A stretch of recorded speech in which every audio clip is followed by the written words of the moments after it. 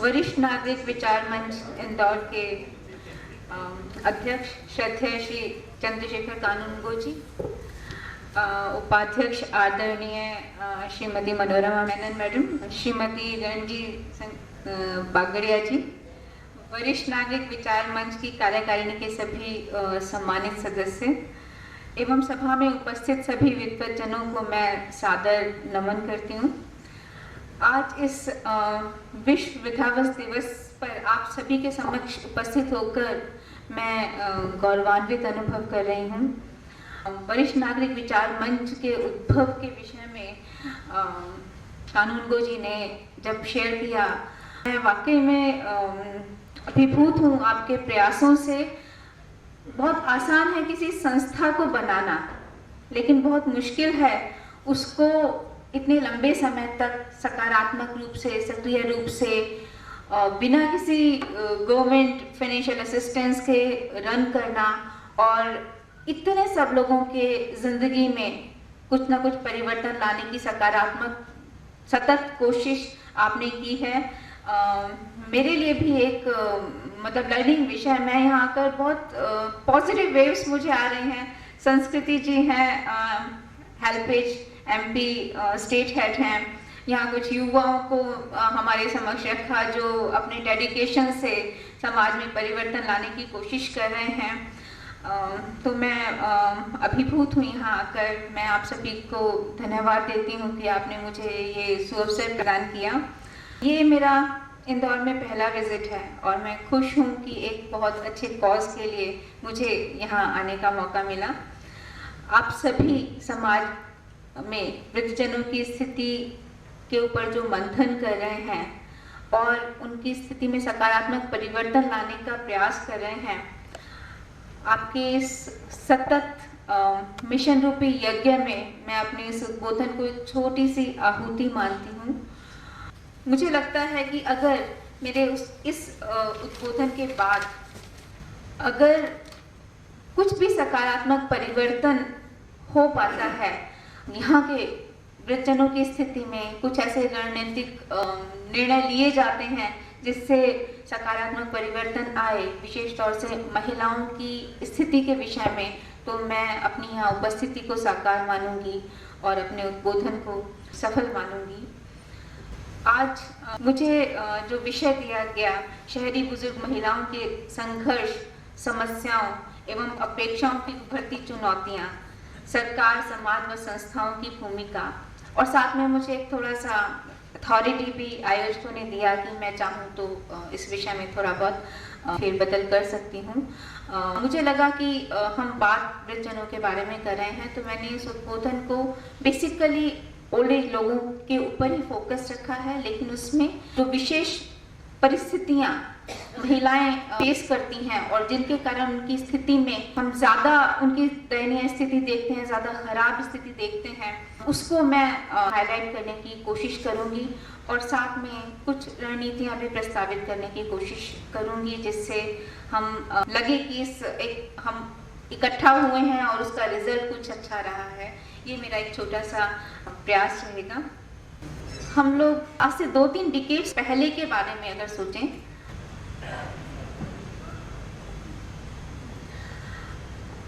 जब भी किसी बड़े से कोई बच्चा आशीर्वाद मांगता था तो एक आशीर्वाद निकलता था, शतायु भव, 100 वर्ष उम्र हो। बहुत अच्छा सोचकर ही वो आशीर्वाद दिया जाता था और सब कुछ अच्छा होगा ये सोचकर वो आशीर्वाद ग्रहण किया जाता था। लेकिन क्योंकि मैंने खुद भी देखा है कि वो शतायु भव बोलते थे और मैं उसको बहुत आराम से लेती थी, लेकिन अब 3-4 डिकेड्स बाद अगर हम देखते हैं किसी से बोलते हैं शतायु भव तो क्या रिस्पॉन्स आता है ना बाबा। अभी बात कर रही थी मैं अपने साथियों से, तो कह रहे थे कि ये उम्र तो बढ़ती जा रही है, ख़त्म होने का नाम नहीं ले रही है। क्या कारण क्या हो गया? शतायु भव तो वही है, लेकिन उसको ग्रास्प हम उस तरह से क्यों नहीं कर पा रहे हैं जैसे हम 3-4 डिकेड्स पहले करते थे। अगर इस प्रश्न का उत्तर हम ढूंढें तो शायद हमें वृद्धावस्था से संबंधित समस्याओं का उत्तर भी मिल जाएगा, समाधान भी मिल जाएगा। क्यों? पहले की अगर हम वृद्धावस्था को देखें, जॉइंट फैमिली सिस्टम था, अथॉरिटी थी, सब जो बच्चे थे, मिडिल एज लोग थे, वो एक ओल्ड एज पर्सन के आसपास रहते थे, उससे एनर्जी, रेडिएशन, डायरेक्शन सब प्राप्त करते थे और एक जो संतुष्टि हर उस वृद्ध व्यक्ति को मिलती थी जो वो अपनी वेव्स हैं पॉजिटिव जनरेशन को देने की कोशिश करते थे। लेकिन अब हम देखते हैं वृद्धावस्था मतलब क्वेश्चन मार्क, नेगेटिविटी, हाथ पैर नहीं चल रहे हैं, जिंदगी में बहुत परेशानियां हैं, पता नहीं आगे क्या होगा। अपनी जो अनुसंधान किया उसमें मैंने लगभग 300 महिलाओं से इंटरव्यू लिया और ये पूछा कि आप कितना जीना चाहते हैं, तो उन्होंने कहा कि जब तक हाथ पैर चले, या भगवान अब तो उठा ले। मतलब इस तरह के रिएक्शंस इसलिए हैं क्योंकि हम ये मानते हैं, कहीं ना कहीं हमारे दिमागों में ये बैठ गया है कि वृद्धावस्था और खुशी, अथॉरिटी, आनंद साइमल्टेनियसली नहीं चल सकते और इसलिए हम ये अपनी जो नेगेटिविटी है उसको, इस आशीर्वाद है उसको रिजेक्ट करते हुए देते हैं। लेकिन क्या वास्तव में ये है? उस समय की बात करें तो वृद्ध लोग जब खुश रह सकते थे, आज ऐसा क्या हो गया कि नहीं रह सकते हैं खुश? हमें हमारे जो एजिज्म है ना, आज का जो आपने टॉपिक इस इंटरेक्शन का रखा है, स्टॉप एजिज्म, ये एक एजिज्म है कि ओल्ड एज खुशहाल नहीं हो सकती, हमें इसको दूर करना है और उसके लिए हमारे पास तथ्य हैं। हमारा पुराना ज़माना है और पुरानी ही ज़माना नहीं है, आज की भी बात है। मैं कुछ आंकड़े लाई थी, हालांकि मैंने सोचा कि मैं डिस्कशन ज़्यादा करूँगी और बहुत ज़्यादा आंकड़ों पर फोकस नहीं करूँगी, लेकिन फिर भी कुछ आंकड़े बस इन चीज़ों को, इन तथ्यों को उजागर करने के लिए। अमेरिका में एक स्टडी हुई और उन्होंने कंपेयर किया 1986 और 1993 के महिलाओं की स्थिति को और उन्होंने पाया कि मतलब महिलाओं की स्थिति खुश हो रही है। 1986 में महिलाओं की जो खुशी का स्तर था वो कम था, 1993 में ज़्यादा हो गया और उसके बहुत सारे इंडिकेटर्स उन्होंने देखे कि वो कितना समय हॉस्पिटल्स में बिताते हैं, कितना बीमार रहते हैं और कुल मिला के कंक्लूड किया कि हैप्पीनेस का लेवल बढ़ा है, हेल्थ का लेवल बढ़ा है, खुशी का लेवल बढ़ा है।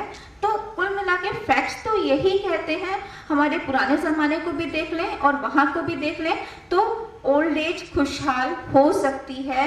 और ये जो हमारे दिमाग में बैठ गया है कि ओल्ड एज इसका मतलब दुख, ये सही नहीं है। ऑटो सजेशन, हमको अपनी सोच को नियंत्रित करना होगा। हम खुश रह सकते हैं, कोई ओल्ड एज दुख का पर्याय नहीं है।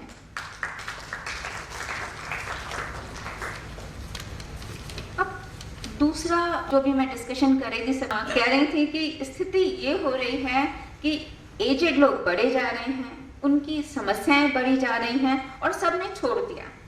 बच्चे अपने मस्त हैं, परिवार अपने मस्त हैं और कोई देख नहीं रहा, तो व्हाट विल हैपन, क्या होगा इस समस्या का।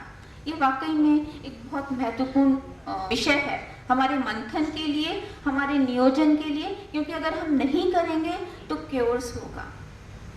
और वो ऐसा नहीं कि हम सिर्फ बुजुर्ग हैं इसलिए हम यहाँ पर बैठकर ये सोचें, ऐसा नहीं है। सब कहते हैं कि इस देश का भविष्य उसके युवाओं में है, लेकिन मैं कहती हूँ हर युवा अपने आप में एक बुजुर्ग भी देखता है, जो वो अपने युवा एज को पास करने के बाद जब वहाँ पहुँचेगा।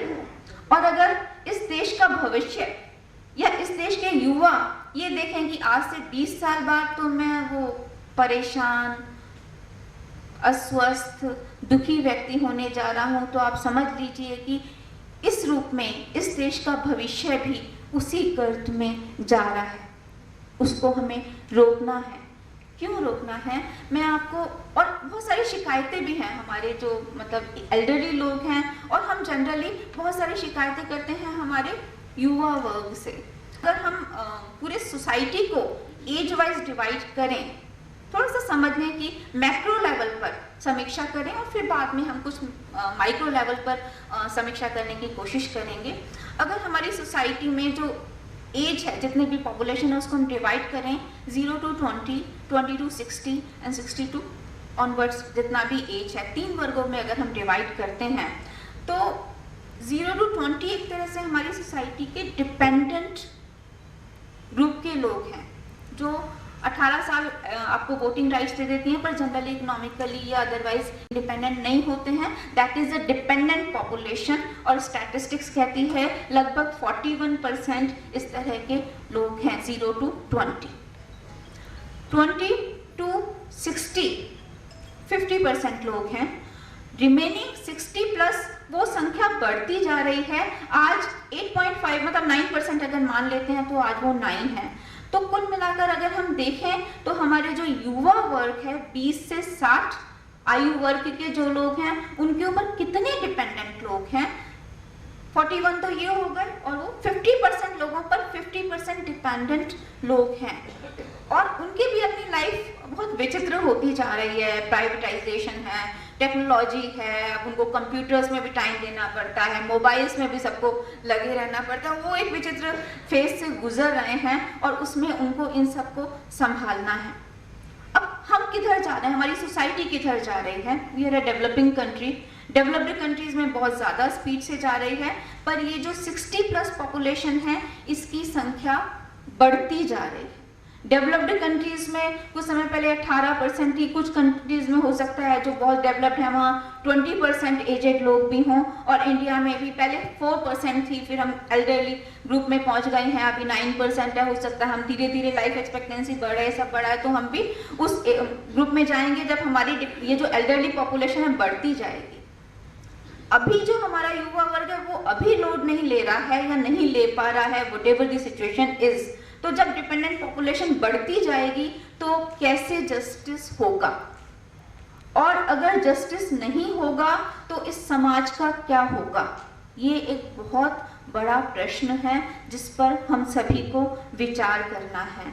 अगर हम मंथन करें, विचार करें, रणनीतियां बनाएं तो एक खुशहाल वृद्धावस्था की तरफ हम बढ़ सकते हैं, पर कैजुअली नहीं। जिस तरह से हम जा रहे हैं बिना किसी इंटेंस एफर्ट के, अगर हम इस तरह से बढ़ेंगे तो स्थितियां बहुत भयावह होंगी। अब ये जो एल्डरली पॉपुलेशन बढ़ती जा रही है, 60 प्लस कैटेगरी की जो पॉपुलेशन बढ़ती जा रही है, उसमें भी महिलाओं की जो पॉपुलेशन है वो ज़्यादा बढ़ती जा रही है। एस्टिमेशन है bye 2025 there will be a 6-fold increase in the number of elderly population। 2025 में जो वृद्ध लोगों की संख्या है उसमें 6 गुना बढ़ोतरी होगी। 72% of this 1.2 billion, that is 858 million people are projected to be living in developing countries। ये ठीक है कि वहाँ परसेंटेज ज़्यादा डेवलप्ड कंट्रीज में, लेकिन संख्या अगर देखें तो डेवलप्ड कंट्रीज में एल्डरली लोगों की बढ़ती जाएगी, उसमें भी महिलाओं की संख्या ज़्यादा बढ़ेगी। एक फिगर जस्ट मैं इंडिकेशन के लिए दे रही हूँ, between 1985 and 2025 projected increase for persons aged 70 years and above is 32 millions। इसमें से 47% जो हैं वो फीमेल्स होंगी और डेवलपिंग कंट्रीज में रह रही होंगी। कुल मिला के लाइफ एक्सपेक्टेंसी हमेशा आप देखते हैं सेक्स रेशियो जो है महिलाओं के अगेंस्ट है इंडिया में, लेकिन जब हम एल्डरली पॉपुलेशन देखते हैं सेक्स रेशियो महिलाओं के फेवर में है, और 80 प्लस पॉपुलेशन देखेंगे तो वो सेक्स रेशियो महिलाओं के फेवर में और ज़्यादा बढ़ता जाता है। ये भी एक विचित्र विडंबना है।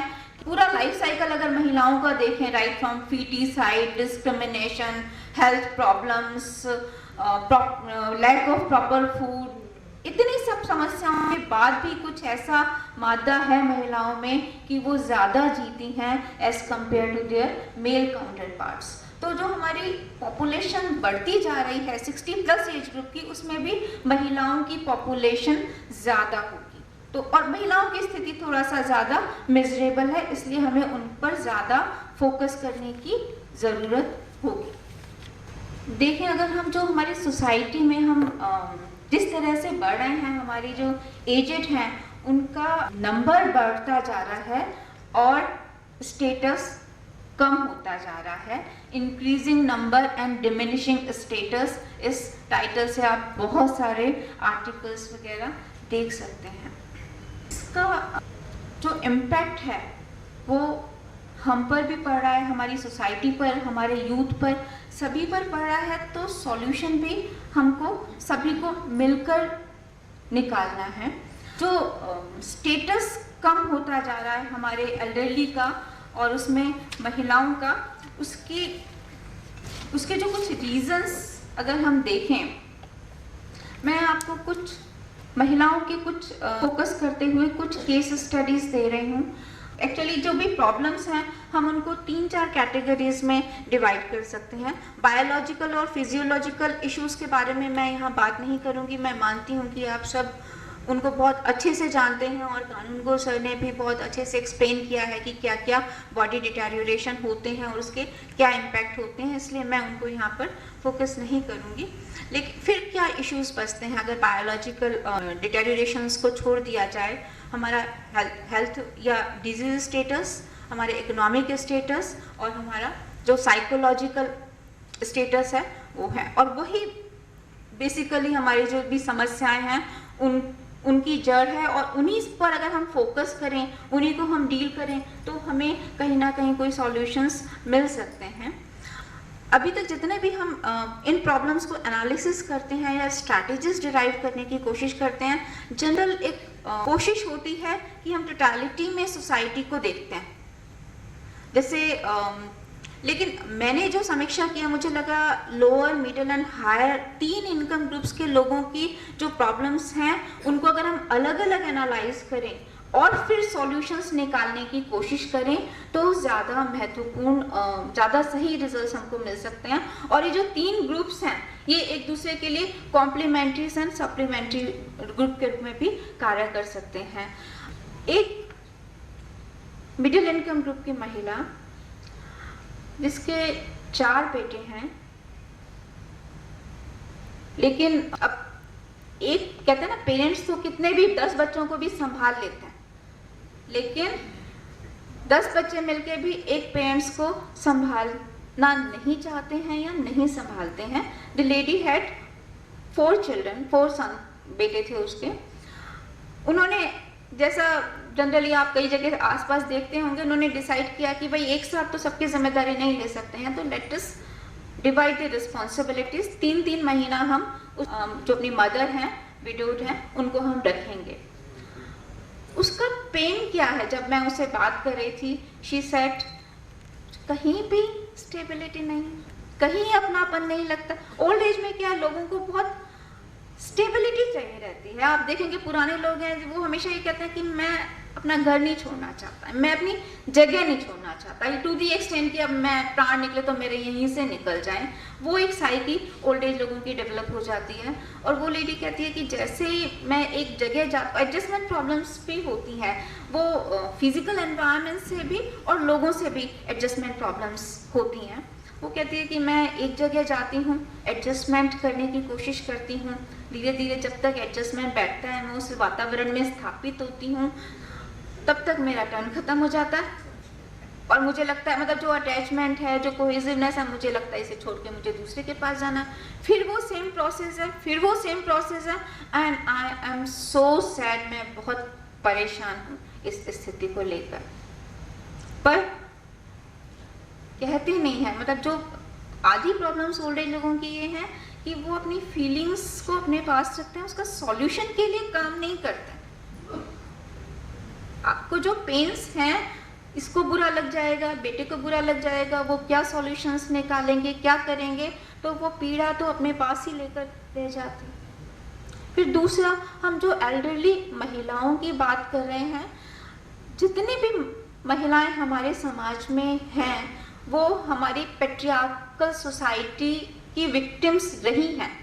कानूनगो सर अपनी मदर के बारे में बात कर रहे थे, पर ये फैक्ट है कि कम या ज़्यादा हर महिला इस सोसाइटी में उस पेट्रियार्कल सोसाइटी की विक्टिम रही है। बर्थ से लेके जहाँ उसको हो सकता है कि फीटिसाइड के विक्टिम बनते बनते बची हो, या इन्फेंटिसाइड के विक्टिम बनते बनते बची हो, या जो पढ़ना चाहती है एजुकेशन के वो चांसेस उसको नहीं मिले हों, हेल्थ के लिए वो जो ट्रीटमेंट उसको चाहिए खर्चा ज़्यादा होगा, या दहेज में पैसा देना है इस मारे बचाया गया हो। मतलब इस पूरी लंबी प्रक्रिया में सेक्रीफाइसिंग नेचर भी पढ़ाते हैं हम।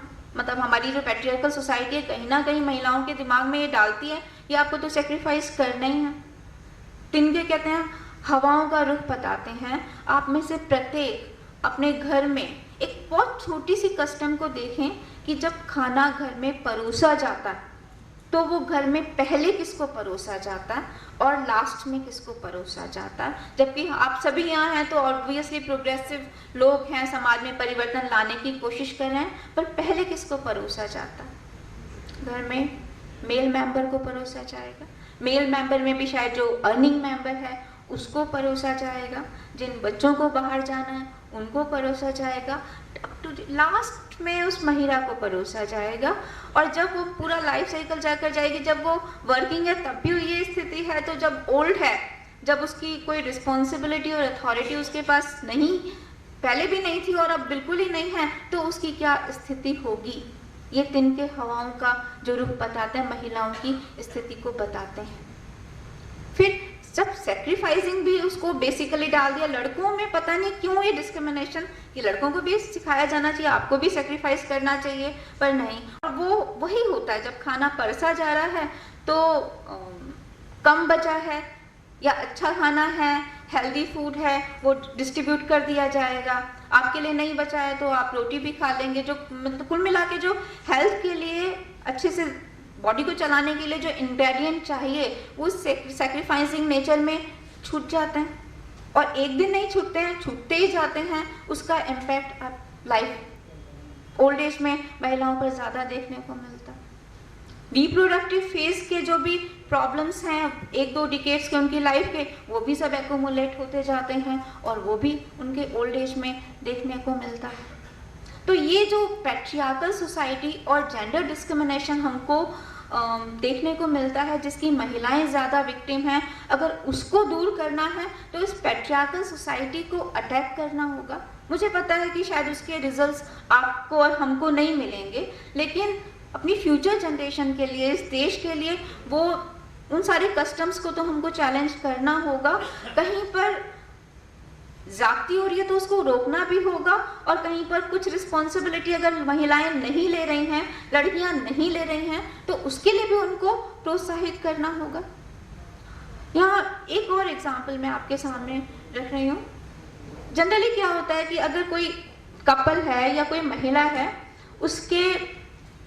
वो अपने बेटे के पास रह रही है और वो उसका बेटा अर्न कर रहा है, उसको सपोर्ट कर रहा है, सेंस ऑफ ऑनर कर दो क्योंकि वो बैठ नहीं पाएंगे, फिर आपका कंटिन्यूएशन लेक्चर करिए। ठीक है। चाहेंगे हमारे बीच में श्री देवराज त्रेहान हैं जो कि 75 वर्ष पूर्ण कर चुके हैं, और उनका आज सम्मान भी होना, हाल ही में उनका शायद कोई ऑपरेशन हुआ है और वो हमारे बीच उपस्थित हुए हैं। मैं बिल्लोरे सर से निवेदन करूंगी कि वे उनके सम्मान के लिए प्रतीक चिन्ह और वो प्रदान करें। श्री देवराज त्रेहान का जन्म 15 दिसंबर 1942 को सुदुल्लापुर जिला गुजरात में हुआ था। इंदौर महू में शिक्षक संस्थानों में BA LLB की डिग्री प्राप्त की। दूरसंचार निगम में टेलीफोन ऑपरेटर के पद से सेवाएं आरंभ कर 31 दिसंबर 2002 को सीनियर सुपरवाइजर के पद से सेवानिवृत्त हुए हैं।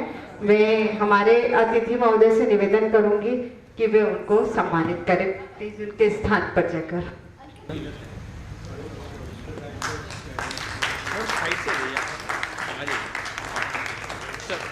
थोड़ा पास में हाथ लगा दी, पास में आप पास में आ जाइए, पास थोड़ा सा बाहर। Thank you.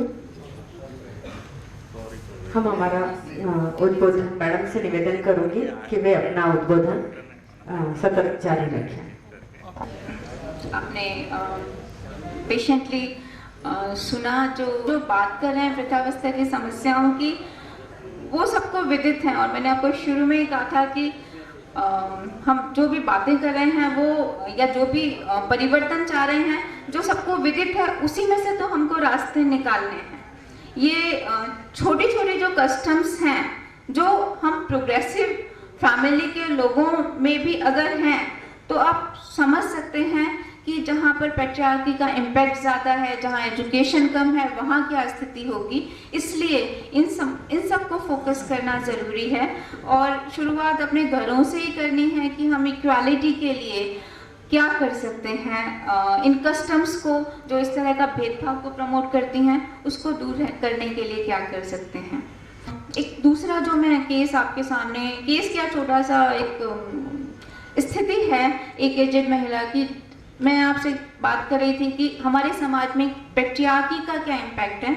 अगर एक महिला है और उसका बेटा अर्निंग है, वो उसके पास रह रही है, वो उसको सपोर्ट कर रहा है, प्रॉपर केयर कर रहा है, उसके अपने ग्रैंड चिल्ड्रन के साथ वो एंजॉय कर रही है life, she feels glorified, she feels satisfied कि बहुत भगवान ने मेरे को बहुत सपोर्ट किया है। लेकिन अगर किसी कारणवश एजेड लेडी को अपनी डॉक्टर के पास रहना पड़ता है, समाज से उसको क्या ट्रीटमेंट मिलता है और उसकी खुद की मेंटल स्टेट क्या होती है, वो ग्लोरीफाइड फील नहीं करती है।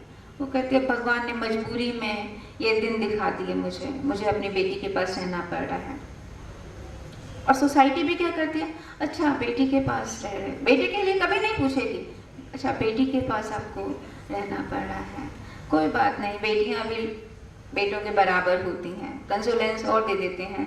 तो ये जो ट्रीटमेंट हम और आप मिलकर ही देते हैं, हमारी सोच के कारण हमको उसको भी परिवर्तित करना होगा। आज समाज में ये भी होता है कि अगर बेटियां हैं, बहुत सारी बेटियां रिस्पॉन्सिबिलिटीज लेती हैं, पर बहुत हर तरह के लोग होते हैं, बहुत सारी बेटियां इसी पैट्रियार्की सोसाइटी का एग्जाम्पल देते हुए रिस्पॉन्सिबिलिटी से बचना चाहती हैं। मैं कॉन्फ्रेंस में गई जहाँ एक लेडी थी, उसने कहा कि उसकी मदर है और उसकी देखभाल करने के लिए उसको कहा जा रहा है। मैंने कहा so you take the responsibility. मैं कैसे कर सकती हूँ, मेरे को तो मेरे सास ससुर की भी देखभाल करनी होती है। मैंने कहा अगर सास ससुर के साथ आपके और कोई भी होता पैट्रियार्कल सोसाइटी में, उनके पेरेंट्स होते, तो आप उनको निकाल देते, वो अलाउ कर देते, कि नहीं करना पड़ता। अगर 3 लोगों की भी देखभाल करते तो इनकी क्यों नहीं कर सकते हो।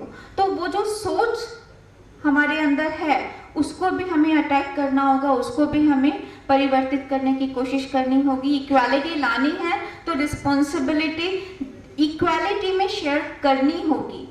क्यों आज पैट्रियार्की को क्यों ज़्यादा प्रोत्साहित किया जाता है? वही थिंकिंग है ना कि मोक्ष बेटा क्रिमेशन करेगा, या बेटा बड़ा ओल्ड एज हो जाएंगे तो बेटा हमारी देखभाल करेगा, बेटियां तो शादी होके चली जाएंगी।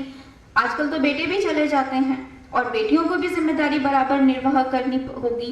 तो इस सोच को दूर करने के लिए हम जो कुछ भी कर सकते हैं वो हमको करना होगा और अपने आप परिवर्तित नहीं होगी सोच। बहुत सारे कहते हैं कि ट्रेनिंग्स जब करते हैं, मैं कई जगह बहुत सारी ट्रेनिंग्स की हैं और आपने शायद अंगुलीमाल का भी आपने सुना होगा एग्जाम्पल कि वो एक डकैत था, एक मोमेंट था जब उसको रियलाइज हुआ और वो साधु बन गया। तो परिवर्तन होता है ट्रेनिंग के लिए। ट्रेनिंग्स में वो मोमेंट्स हमको देने पड़ते हैं जब वो पर्सन रीथिंक करे कि मैं क्या हूँ और मुझको क्या करना है। वो मोमेंट अगर आपने दे दिया तो परिवर्तन हो जाएगा। और वो मोमेंट कब आएगा ये अब आपके हाथ में नहीं है। हम लोग सिर्फ कोशिश कर सकते हैं कि परिवर्तन लाया जाए। उस परिवर्तन को लाने के लिए फैसिलिटेट कर सकते हैं, एनवायरनमेंट बिल्डिंग कर सकते हैं और उसके लिए हमें निरंतर कोशिश करनी होती है। अभी पहले एक केस अखबार में आया, कुछ केसेस आते हैं जैसे आपने भी कुछ केसेस बताया जिन्हें पढ़ के वाकई में दुख होता है। अभी एक एल्डरली कपल है, वो अपने बेटे और बहू से लड़ रहा है क्योंकि वो चाहता है कि वो कपल जो उनके बच्चे हैं उनका घर छोड़ के कहीं और बस जाएं और उनको चैन से जीने दें। हाई कोर्ट में केस चल रहा था। अल्टीमेटली उनके जो बेटा है उन्होंने कहा कि अभी हमारे को थोड़ा सा व्यवस्था करने के लिए समय चाहिए और अभी हम खाली करने की स्थिति में नहीं है। 6 महीने का समय कोर्ट ने उनकी स्थिति को देखते हुए दे दिया। वो उनके बेटा और बहू उस एल्डरली कपल के जब वो वापस घर आए तो उन्होंने अपनी जीत का जश्न मनाया। और इतना मेंटल टॉर्चर उस लेडी को हुआ, she died. This is the actual case, newspaper में नरेट हुआ। तो हम कहीं ना कहीं जो एल्डरली लोग हैं, हम लोग भी पूरा अगर सिनारियो को हम देखते हैं तो ऐसा नहीं लगता। मेंटेनेंस केसेस तो बहुत नॉर्मल है कि मेंटेनेंस मांग रहे हैं, पर इन जितने भी केसेस हैं इनको अगर हम देखें, हमारी जो सोसाइटी में स्टैटिस्टिक्स है, जिस तरह से हमारी सोसाइटी जा रही है, एल्डरली पॉपुलेशन बढ़ती जा रही है, उसमें महिलाओं की संख्या बढ़ती जा रही है, और अगर हम इस तरह से कैजुअली बढ़ते जाएंगे तो आप इमेजिन कर लीजिए कि हम किस तरह की सोसाइटी बनाने जा रहे हैं और क्योर्स होने जा रहा है। हमारी सोसाइटी तैयार नहीं है ना तो एल्डरली वुमेन की स्थिति को देखभाल करने के लिए, ना एल्डरली मैन की स्थिति को देखभाल करने के लिए। अब बहुत बहुत क्लियर इंडिकेशंस हैं। आप किसी भी हॉस्पिटल में जाएंगे, किसी भी डिस्ट्रिक्ट हॉस्पिटल में जाएंगे, किसी भी प्राइवेट हॉस्पिटल में जाएंगे, आपको पेडियाट्रिक वार्ड्स मिल जाएंगे जिसमें बच्चों की देखभाल हो सकती है। आपको गैरिएट्रिक वार्ड्स नहीं मिलेंगे, जबकि एल्डरली लोगों की संख्या बढ़ती जा रही है, डेमेंशिया के केसेस बढ़ते जा रहे हैं। और फैमिली में जो हमने डिस्कस किया प्रपोर्शन कितना है, वो किस तरह के लोग हैं, वो भी अपने वर्किंग है। आजकल हस्बैंड और वाइफ दोनों वर्किंग हैं। ऐसी स्थिति में कौन उनकी देखभाल करेगा?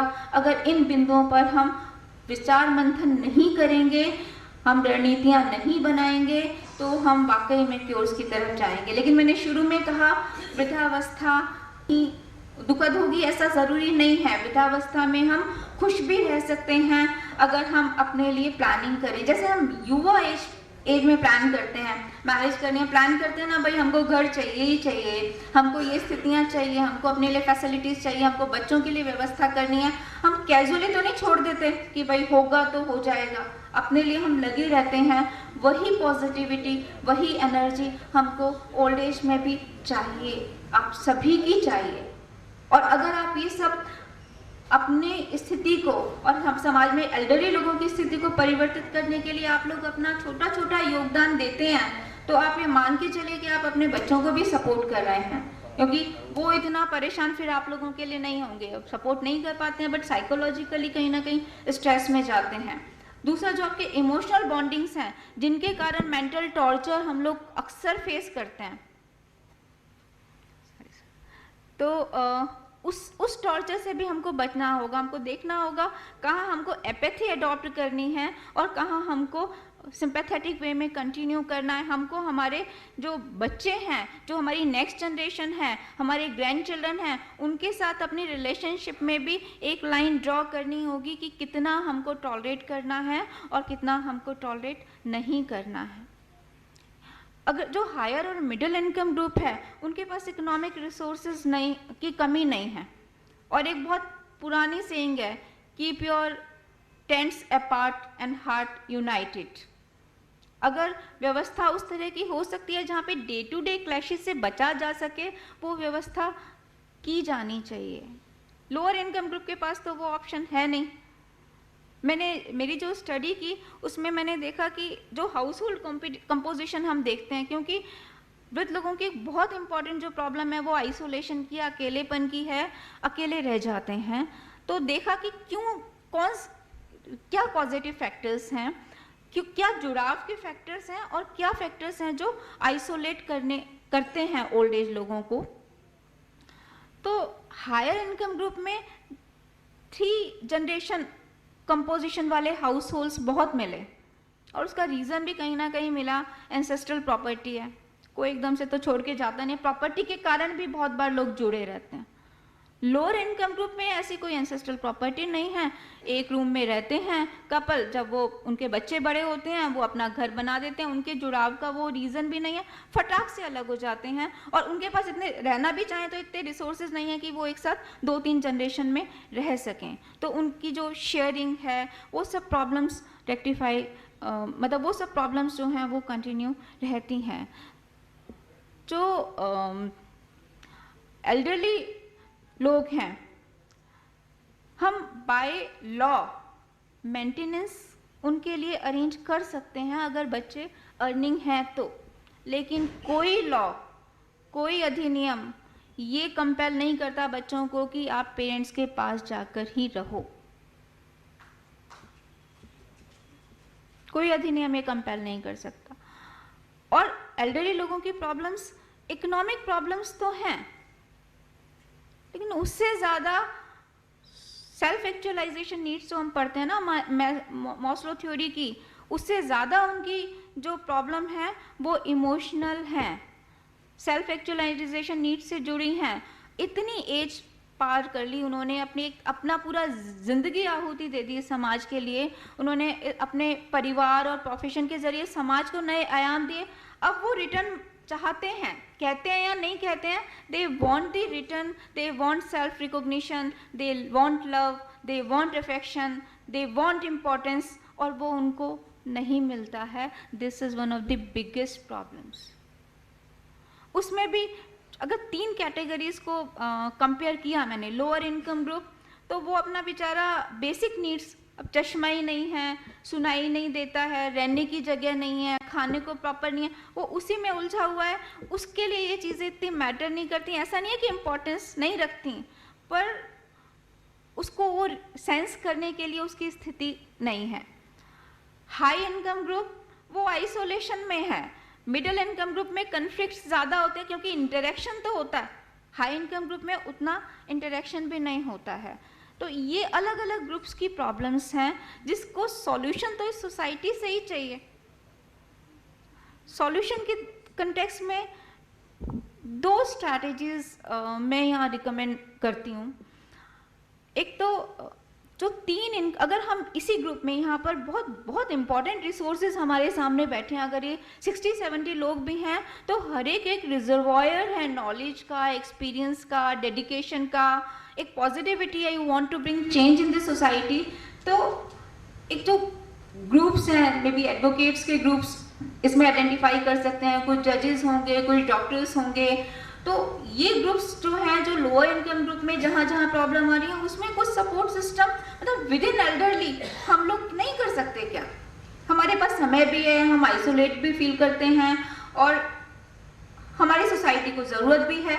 तो हम इस तरह के ग्रुप्स आइडेंटिफाई करें और उन ग्रुप्स को थोड़ा सा चैनलाइज करें। आपके पास इतना इम्पॉर्टेंट एक नेशनल लेवल पर काम करने वाली एनजीओ है हेल्पेज, जो रिसर्च में आपकी हेल्प कर सकती है, इस नेटवर्किंग में हेल्प कर सकती है। एक अमेरिका में एक सिस्टम कहते हैं जिसको रेस्पिरेटरी सिस्टम, जैसे कहीं क्यों मतलब बहुत ज़्यादा किसी एल्डरली की स्थिति खराब हो जाती है, उसकी देखभाल करने की जिम्मेदारी तो या तो यंग लोगों को है या घर के एल्डरली लोगों पर ही उसकी देखभाल की जिम्मेदारी है। उनकी भी अपनी सीमाएं हैं, उनकी भी अपनी समस्याएं हैं, उनको भी थोड़ा सा रिलीफ चाहिए। तो क्या ऐसा ग्रुप नहीं बन सकता जो वॉलेंट्री बेसिस पर जहाँ ज़रूरत है वहाँ 2-2 घंटे जाकर देखभाल कर ले, तो उनका भी वो रेस्पिरेशन सिस्टम जो है चलता रहे, उनको भी रिलीफ मिलता रहे और अपने को भी एक सेंस ऑफ सेटिस्फेक्शन हो कि भाई हम कुछ कर रहे हैं। यहाँ जो इस स्थिति की बात है, इसमें महिलाएं ज़्यादा सफरर हैं। महिलाओं के बहुत सारे रोल्स को हम लोग रिकॉग्नाइज नहीं करते हैं, जैसे केयर गिविंग रिस्पॉन्सिबिलिटी। बाहर की कंट्रीज में जहाँ पर थोड़ी सी भी प्रॉब्लम होती है, हेल्थ केयर सिस्टम बहुत स्ट्रॉन्ग है, मेडिकल इंश्योरेंस है, फटाफट जैसे कोई बीमार हुआ वहाँ पहुँच गए, वहाँ पर काउंसलर्स भी हैं, सोशल वर्कर्स भी हैं और हेल्थ फैसिलिटीज़ तो मिल ही रही हैं। इंडिया में ये स्थिति नहीं है, तो जो देखभाल करने की जिम्मेदारी है वो किसकी है घर में? वो घर की महिलाओं की है। और घर की महिला अगर वर्किंग है तो आप उसका स्ट्रेस लेवल भी देख सकते हैं। जब भी कन्फ्लिक्ट आता है तो बर्डन उसी पे डाला जाता है कि तुमने ढंग से ध्यान नहीं दिया, तुमने टाइम पर खाना नहीं दिया या चाय नहीं दी। और हो सकता है कि उस केयर गिविंग रिस्पॉन्सिबिलिटी में उसका वो खुद का खाना भूल रही है, बट नोबडी बॉदर्स। देश के कहते हैं हमारे देश में 90% केयर गिविंग रिस्पॉन्सिबिलिटीज महिलाओं के ऊपर है। हम उसको रियलाइज भी नहीं करते हैं, हम उसको रिकॉग्नाइज भी नहीं करते हैं। यहाँ जितने भी लोग बैठे हैं वो अपनी फीमेल काउंटर पार्ट के रोल को एनविसेज करें। शाम को आप घर से निकल सकते हैं, लेकिन वो महिलाएं बैठ के वहाँ पर खाना बना रही है, जब खाना रेडी होगा तो हम चले जाएंगे और हम खाना खा लेंगे। तो वहाँ पर हम इक्वालिटी के लिए या इस रिस्पॉन्सिबिलिटी को शेयर करने के लिए क्या कोई नेटवर्क बनाया जा सकता है? अगर बनता है, ज़्यादा नहीं, 2-2 घंटे भी मतलब वॉलंटियर्स की एक लिस्ट ली जाए और इस तरह का जहाँ ज़रूरत है उनको सिर्फ मैचिंग करना, this is one of this strategy I recommend. और मैंने किसी एक सीरियल में भी देखा था, यंग लोगों को उसमें जोड़ना ज़रूरी है।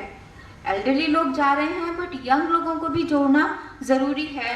और एक बहुत पहले एक आता था, एक दर्पण करके, जिसमें स्टोरीज आती थी, तो उसमें था एक समाज सोशल सर्विस ऐसी भी। तो यंग और एल्डरली लोगों का ग्रुप, वॉलेंट्री सर्विस, और कहीं कोई क्राइसिस हुआ, जैसे रात अकेला पर्सन है, घर का कोई पर्सन नहीं है, तो वो जाके वॉलेंटरीली वहाँ पर 2 घंटा 3 घंटा, और रोटेशन में एक दूसरे के टच में भी हैं, एक दूसरे का ध्यान भी रख रहे हैं। 10 लोगों की टीम संभाल सकती है ऐसी स्थिति में। और एक मतलब जो क्राइसिस सिचुएशन है उसको मीट आउट करने की स्ट्रैटेजीज बना सकते हैं। अगर समझ आए तो आप इस पर थिंक कीजिएगा। मेरे से जो भी हेल्प या सजेशन चाहिए होगा, I am there to help you. मैं यहाँ हूँ या नहीं हूँ, लेकिन मैं आप लोगों के साथ हूँ। दूसरा जो मैं स्ट्रैटेजी यहाँ रिकमेंड करती हूँ, हेल्पेज ने एक स्कूल एजुकेशन प्रोग्राम रिकमेंड किया एल्डरली प्रॉब्लम्स को सॉर्ट आउट करने के लिए, दूर करने के लिए, लेकिन उस पर कोई इंटेंसिव वर्क नहीं हुआ है। और ऐसा नहीं है कि आज के जो बच्चे हैं वो सेंसिटिव नहीं हैं, पर उनको वो फूड फॉर थॉट दिया ही नहीं जा रहा है ना। आप इसको स्वच्छता अभियान से अगर रिलेट करके देखें तो जब तक मोदी जी ने ये नहीं दिया था तब तक मेरा ख्याल स्वच्छता की कोई बच्चे बात नहीं करते थे। आज आप कुछ फेंकने की कोशिश करें, वो आपको बीच में टोक देंगे कि नहीं। उनके दिमाग में डल गया है ना, चाहे वो मीडिया के थ्रू डला है, चाहे वो मन की बात के थ्रू डला है, चाहे वो टीवी के जरिए डला है, तो वो उनके दिमाग में गया है कि हमको अब स्वच्छता में कंट्रीब्यूट करना है। और कहीं पर अगर गंदगी फैलाई जा रही है तो वो, और आपको टोकेंगे नहीं, एक बार घूर के तो देख ही लेंगे, इतना तो हो ही गया है। और बहुत सारी जगह सफाइयाँ भी का इम्पैक्ट देखने को मिल रहा है। लेकिन हमारे स्कूल के बच्चे, वो उतनी पॉपुलेशन, जितनी एल्डरली पॉपुलेशन बढ़ती जा रही है, उतना उनको कनेक्ट भी तो करवाना है। और उतनी पॉपुलेशन अपने पास कहाँ है? जो बीच का एज ग्रुप के लोग हैं, दे आर बिजी। तो ये एक बहुत इंपॉर्टेंट ग्रुप है जो हमको बहुत सपोर्ट कर सकता है। लेकिन उनके लिए स्कूल एजुकेशन में इस तरह के प्रोग्राम्स रिकमेंड किए जाएं। लाइक उनको कोई असाइनमेंट ही दिया जाए कि आप एक बार अपने ग्रैंडफादर को ही अपना मतलब कोई एस्से लिखें उन पर। या आजकल एक पिज़्ज़ा कल्चर जो आजकल आया है घरों में, बच्चे अक्सर कह देते हैं आज तो हम पिज़्ज़ा खाएंगे। जो बीच की पॉपुलेशन है दे ज्वाइन कि हाँ भाई आज खाना नहीं बनेगा, पिज़्ज़ा है। जो एल्डरली पॉपुलेशन है वो क्या करती है, या तो दूध पी के सो जाएंगे, या चलो जो रखा हुआ है खा लेंगे, वो सफ़र करती हैं। तो उनको इस तरह के भी असाइनमेंट्स की, अगर पिज़्ज़ा आपको मंगाना है तो उससे पहले आपको, या मैगी नूडल बनाने सीखे हैं तो अपने जो घर के एल्डरली हैं उनके लिए भी आप कुछ बनाना सीखो, उनको बना के सर्व करो। आपके पिज़्ज़ा आएगा तो पिज़्ज़ा से पहले आप उनके लिए क्या खाने की व्यवस्था होगी वो देखो। ये हम घर घर में एक इस तरह का कर सकते हैं। और उसके लिए इंडिविजुअल अप्रोच नहीं होगी, उसके लिए स्कूल एजुकेशन सिस्टम में रिकमेंड करने होंगे इस तरह के असाइनमेंट्स की। आपको जब आप मैगी अपने लिए कुछ बनाना सीखते हैं तो आप अपने घर के एल्डरली के लिए भी एल्डर फ्रेंडली फूड, चाहे वो दलिया है, चाहे वो खमन ढोकला, मतलब जो उनकी स्थिति है खाने की, वो उनको बनाने की ट्रेनिंग दी जाए। और कहा जाए साथ में कंडीशन की, अगर आप ये करते हैं तो आपको उनकी व्यवस्था साथ में करनी होगी। ये मैं बहुत छोटा सा एग्जाम्पल दे रही हूँ कि किस तरह से हम कोरिलेट कर सकते हैं। लेकिन एल्डरली की जो भी आइसोलेशन की प्रॉब्लम्स हैं, तो कुछ असाइनमेंट्स उनके इस तरह के, क्योंकि वो ओल्ड एज होम्स में जाएं और वहाँ कुछ टाइम स्पेंड करें। उनको महीने में 1 दिन इस तरह का दिया जाए कि वो एल्डरली लोगों के साथ जाकर इंटरेक्ट करें, या कोई छोटी सी केस स्टडी तैयार करें। इस तरह के असाइनमेंट्स दिए जाएं जो प्रॉपरली स्कूल एजुकेशन सिस्टम के माध्यम से हों, और उसके लिए अपने को प्रयास करना हो। तो इस तरह से हम मतलब समय यहाँ पर कम है, समस्याएं बहुत हैं, लेकिन मैं बस आपको ये कहना चाहती हूँ कि ऐसा नहीं है कि सॉल्यूशन नहीं है, ऐसा नहीं है कि सिचुएशन होपलेस है। हमारे पास रास्ते हैं, हमको प्रॉपरली वर्क करना होगा। थोड़ा सा मैं इकोनॉमिक स्टेटस के बारे में भी बात करना चाहती हूँ। जो हमारा इकोनॉमिक स्टेटस और हमारे एल्डरली लोगों की सेक्रीफाइसिंग नेचर है, वो हमेशा अपने आप को भी कंडीशन करते हैं और अपने भी कंडीशन करते हैं कि हमारे सारे रिसोर्सेज आपके हैं। जनरली क्या होता है, हमें क्या करना है, हमें तो कोई 2 वक्त की बस रोटी मिल जाए, तो वही कंडीशन जो यंग जनरेशन है वो ऑटोमेटिकली ग्रास्प कर लेती है। फिर जब आपको आपके रहने के लिए घर चाहिए, आपको आपके रिसोर्सेज चाहिए, तो पता चलता है कि वो तो उन्होंने ऑलरेडी, और आप इतना स्ट्रांग नहीं होते हैं अपने इमोशंस के तहत, या इतने यंग एज में जितने अथॉरिटेटिव होते हैं, ओल्ड एज में इतने अथॉरिटेटिव नहीं रहते हैं कि हमको ये चाहिए ही चाहिए। लेकिन हिडन में आपको चाहिए, आपके मन में है कि हमको ये चाहिए, हमको परेशानी हो रही है, लेकिन आप एक्सप्रेस नहीं करते हैं। इंटरनल कॉन्फ्लिक्ट्स चलते रहते हैं, डिप्रेशन चलते रहते हैं, जिसके कारण बहुत सारी और परेशानियां होती हैं। और फिर कभी कभी वॉल्केनो फूटता है ना, आप अपने आप को दबाए जा रहे हैं और ऑल ऑफ ए सडन इस तरह की स्थितियां आ जाती हैं। तो उसको लेके भी हमको ऑटो सजेशंस, पीयर काउंसलिंग, एक दूसरे से डिस्कस करें कि क्या कैसे सॉल्यूशंस निकाले जा सकते हैं। आप जो चाहते हैं 1 2 3 4 में लिखें, कि अपनी पर्सनल डायरी में लिखें कि आप बेसिकली क्या चाहते हैं और उसके लिए आप क्या करना चाहते हैं, उसके लिए स्ट्रैटेजीज अपनी बनाएं। माइक्रो लेवल पर घर घर में अगर आप ये स्थिति करते हैं तो आधे तो डिप्रेशन आपके दूर हो जाते हैं, वो चलता रहेगा, मिल रहा है नहीं मिल रहा है, उस स्थिति से तो बाहर हो जाएंगे। दिया तो अपने मन से दिया, नहीं दिया तो अपनी अथॉरिटी से गेन किया।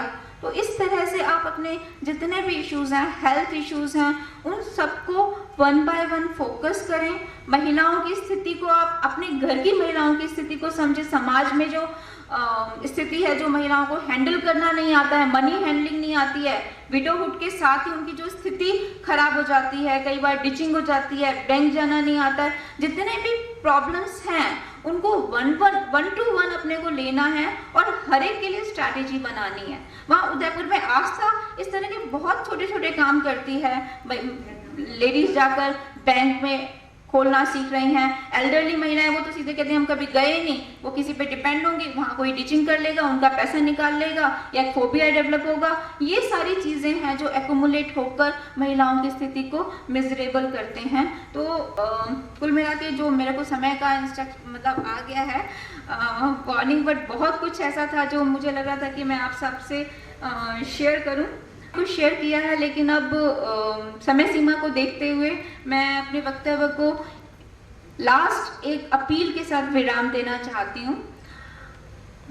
हम इतना बड़ा ग्रुप होने जा रहे हैं एल्डरली का, कितना बड़ा वोट बैंक, अगर आप यूनाइट हो, कितना बड़ा कास्ट वास्ट को छोड़ दें तो एल्डरली कितना बड़ा वोट बैंक है। और आपको पता है कनाडा में एल्डरली जो है they are such a big pressure group. वो पॉलिटिकल पार्टीज पर प्रेशर एक्सर्ट करते हैं कि आपके एजेंडा में एल्डरली को लेकर ये होना चाहिए। हमने कभी नहीं सोचा, ना हमने हम माइक्रो लेवल इश्यूज को डील करते रहे हैं, पेंशन के इश्यूज को, इंडिविजुअल प्रॉब्लम्स, काउंसलिंग। हमने अपने आप को कभी एज अ पावर ग्रुप कभी रिकॉग्नाइज नहीं किया। हमने कभी बात नहीं की पॉलिटिकल पार्टी से कि जब आप एजेंडा अपना बनाते हैं तो एल्डरली को आप क्या क्या वेलफेयर फैसिलिटीज देंगे, क्या क्या कंसेशंस देंगे, हमने नहीं किया है। लेकिन अगर हम ये करते हैं तो हमारी स्थिति में परिवर्तन नहीं होगा। जब जिस पॉलिटिकल पार्टी का मन करता है 65 कर दो, कंसेशन की एज जब करता है तो 60 कर दो, और हम कोई मॉडरेशन विभाग कर दी होगी, चलो हमारा कंसर्न नहीं है क्या। तो हमें यूनाइट होना है, as a political group unite होना है और पॉलिसी मेकर्स पर प्रेशर एक्सर्ट करना है कि हमको ये चाहिए। आपके एजेंडा में, जिसके एजेंडा में ये सब चीजें एल्डरली के लिए होंगी, हम उसको वोट करेंगे, अदरवाइज हम उसको वोट नहीं करेंगे। माइंड की परिवर्तन होगा। कनाडा आपके सामने लाइव एग्जाम्पल है। आप पॉलिसीज को अगर अपने फेवर में ले आते हैं तो बहुत कुछ परिवर्तन इस समाज में ला सकते हैं। इसके साथ ही मैं अपने वक्तव्य को विराम देती हूँ। अगर आपके कोई भी प्रश्न हो तो या प्लीज।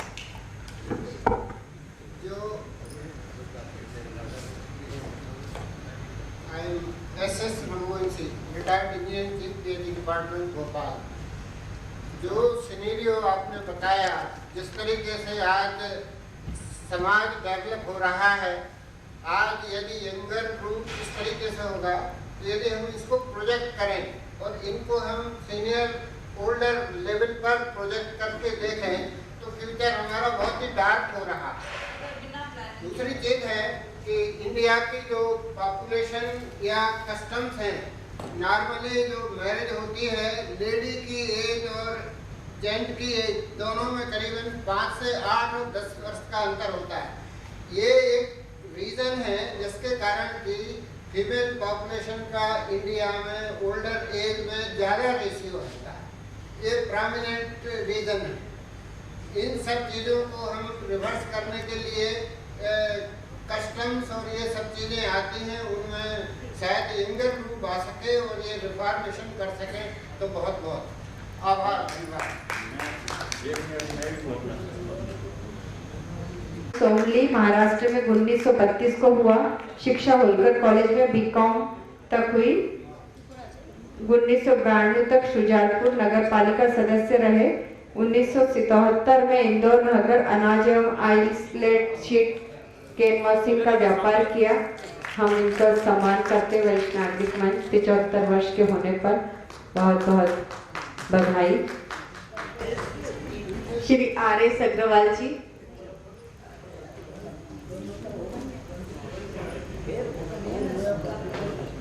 श्री राधेश्याम अग्रवाल जी का जन्म 6 अक्टूबर 1941 को इंदौर में हुआ। उनकी शिक्षा इंटर साइंस तक हुई। 1960 में डिपार्टमेंट ऑफ टेक्नोलॉजी में सेवाएं शुरू की। आपकी पहचान पावर पॉइंट, एयर कंडीशनर एवं इलेक्ट्रिकल पार्ट एक्सपर्ट्स के रूप में जानी जाती है। आप दिसंबर 2001 को सब डिविजनल इंजीनियर के पद से सेवानिवृत्त हुए। बहुत बहुत बधाई, अभिनंदन। तालियों से जरा गड़गड़ाहट जोरदार हो ताकि हाल गूंजे। युवा इंदौर के अंदर अपने अकेला चलाचल की उस पे एकला चालों वाली धुन पर चलते हुए वृद्धों की सेवा कर रहे हैं और एक टीम बनाने की कोशिश कर रहे हैं, और उन्हीं के इस जज्बे को हेल्पेज इंडिया सम्मानित कर रहा है, प्रोत्साहित कर रहा है।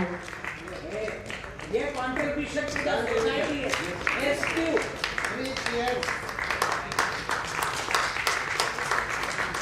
यश पाराशर डॉक्टर विनीता श्रीवास्तव जी को धन्यवाद। संस्कृति जी रिक्वेस्ट करूँगी कि आप भी स्टेज पे आए तो ये करिए।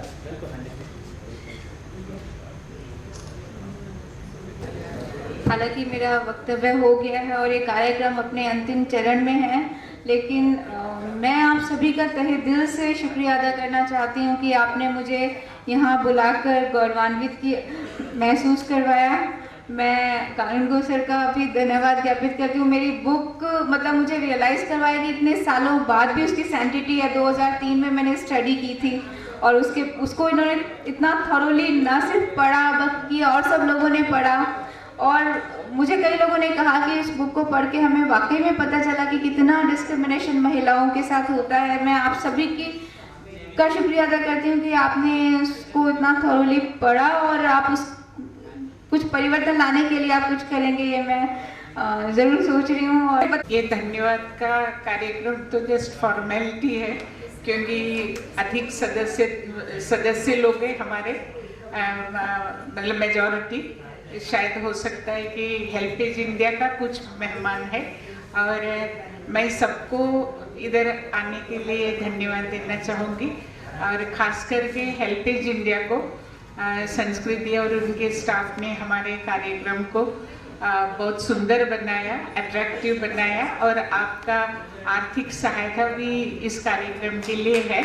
और मैं विनीता श्रीवास्तव को स्पेशली धन्यवाद देना चाहूँगी कि हमारा एक फ़ोन कॉल से उन्होंने एक्सेप्ट किया आने का। हमने बोला वरिष्ठ नागरिक विचार मंच के पास बहुत ज़्यादा आर्थिक मतलब रिसोर्सेस नहीं है, लेकिन आप हमारे बीच में आए और हमारे जो भी हम्बल सराउंडिंग्स में हमारे घर में रहे, और एक मेंबर जैसे आपने जैसे बताया, जब आपसे फ़ोन पे बात हुआ तो मुझे आइडिया नहीं था कि आप इतने यंगस्टर होंगे, तो मैंने सोचा इतने अच्छे बुक लिखा, वो भी वरिष्ठ लोगों के ऊपर, उनकी समस्याओं का, महिलाओं के खास करके जो कंस्ट्रेंट्स है बुढ़ापे में, ये सब लिखा। तो हमने मान लिया था, इतना रिसर्च किया तो होगा, थोड़ा मिडिल एज तो होना चाहिए, लेकिन आपको जब देखा तो मुझे काफ़ी आश्चर्य हुआ, और मैंने सोचा कि ये मतलब कोइंसिडेंस है कि एक यंगस्टर और संस्कृति भी काफ़ी हमारे बेटी जैसी ही है, तो ये लोग आके मतलब वरिष्ठ लोगों का समस्याओं का समाधान ढूंढने में या हमको हाथ पकड़ के आगे ले जाने में सहयोग दे रहे हैं। तो ये समाज का अन्य युवा जनों से भी हमारे एक्सपेक्टेशन है और मुझे लग रही है कि ये एक अच्छी शुरुआत है।